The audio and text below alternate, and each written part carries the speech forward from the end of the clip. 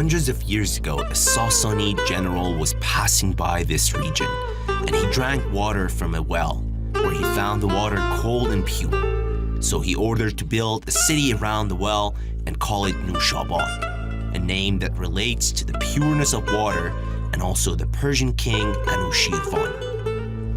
The Mosque of Noshabad. This is a pre-Islamic structure used to be a fire temple for Zoroastrians. And after Islam came to Iran, it has turned to a mosque. The new part of this structure was built around 11th century, during the Seljuk era.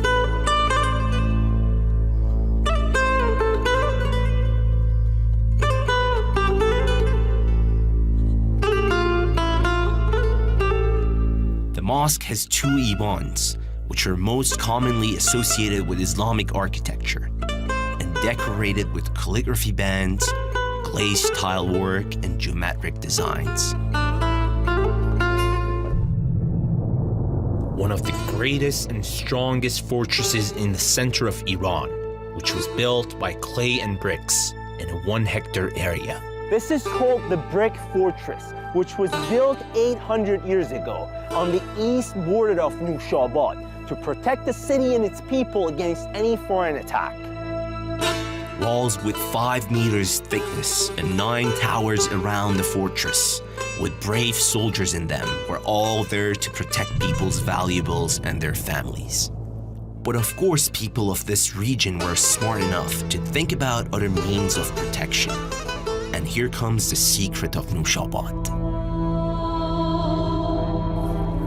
One of the magnificent things in Iran, and specifically in Noshabad, is this underground city, which was built 1,500 years ago during the Sassanid Empire. Let's go check it out.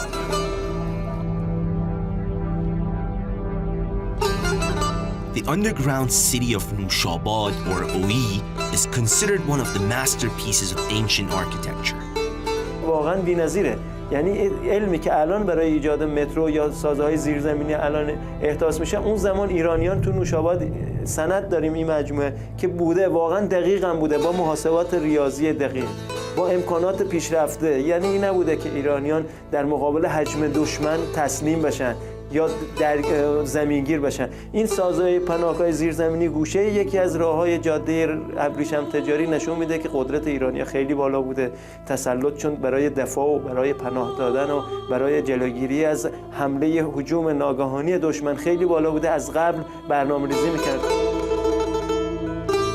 There are 3 levels in this underground city, and these levels were cleverly planned in a way that going to the different levels required moving from down to up. حجم بالای زیاد خاک تو شهر تلمبار نمی‌کردن. خاک می‌آوردن بیرون، باش عمارت‌های بزرگ حکومتی یا دیوارهای دژه نظامی ایجاد می‌کردن که غریبه متوجه نشه که این زیر تو طول مثلا پروژه 30 ساله 20 ساله که کسی متوجه نشه که دارن این زیر زمین چیکار می‌کنن. This made it easier for the people sheltering in the underground city to prevent enemies from getting to the upper levels. This hole goes down 4 meters to another level of the city, which was used for people getting in and getting out, also for air circulation.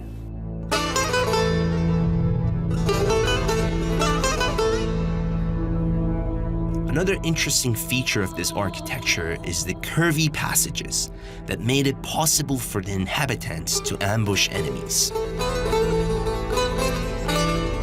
Wow, this is where they were hiding when they were attacking enemies. Furthermore, there were several other tricks that were used to resist against the enemies.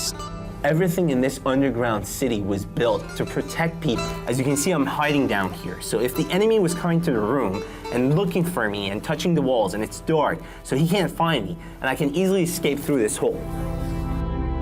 People could live in the underground passages and room for several days without the need of going outside.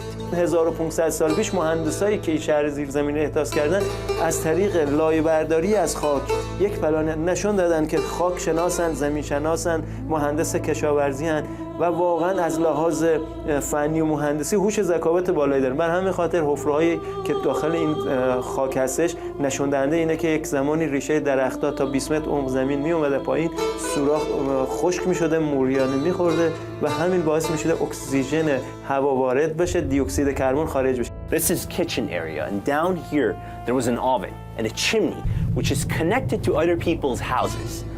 And the reason was actually the smoke was sucking out through other people's chimney up there. So nobody realized that people are living down here or cooking or doing anything. Nowadays, people of Noshabad don't need to live in the underground city or shelter in the fortress.